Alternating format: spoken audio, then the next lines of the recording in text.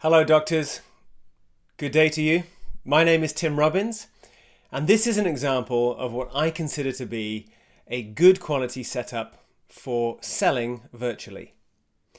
As you can see, the quality of the video is very high, as is the quality of the lighting, the positioning and the sound.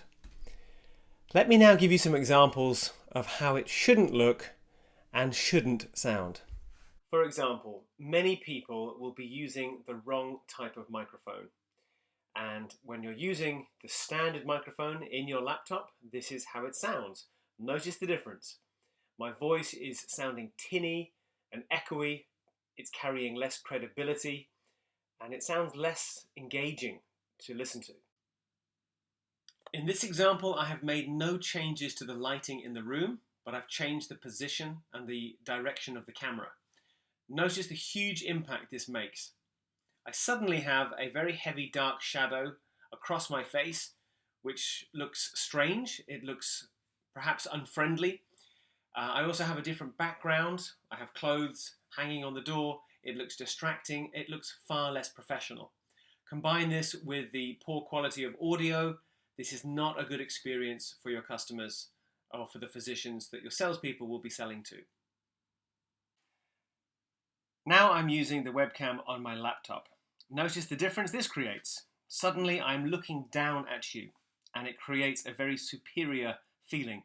It's almost like a parent talking down to a child, and it will make your prospects or your customers feel somehow intimidated, or maybe that they will perceive you as being superior or thinking that you are better than them, or psychologically as if you are talking down to them. Literally, I'm talking down to you right now. It's not a pleasant experience. In order to be successful selling virtually, you have to pay real attention to the environment that you're creating. If your medical sales representatives are making video calls that look like this, it's going to be a disaster. There is too much happening and it's stressful for the person receiving these video calls. You can't see my face clearly. You might notice some background noise happening as I'm sitting here in the kitchen. And overall, there is too much distraction and too much focus on areas other than me. And your customers, the physicians that your medical sales representatives are selling to, they need to focus on the salesperson, not on other noises and other colors and lighting that they can see. This is a perfect example of how not to do a video virtual sales call. Hello doctors. Well, we have returned to this far more professional setup. As you can now see, the lighting is far better. That's because of the lighting in the room. It's also the choice of webcam. You can also hear that my voice sounds far better. It's richer, it carries more resonance, it's more engaging. It also carries more authority, and that's because of the microphone setup. You'll also notice my skin complexion is better, and that's due to specific software that you can use to edit the lighting with the webcam that you're using. However, this is not everything that your medical sales representatives need. This is the first step. This is the initial setup. What they also need is skills on how to communicate effectively virtually. And I will demonstrate some of these changes right now, because something that many people do when they're selling and connecting and communicating virtually is that they don't look in the right place. In fact, many people don't know where to look. Also, you might notice a huge impact in the impression that I'm giving you based on the voice that I'm using. And when I change my voice to something like this, I carry much less energy. I have less persuasion. I'm less engaging. And you're probably more likely to start drifting.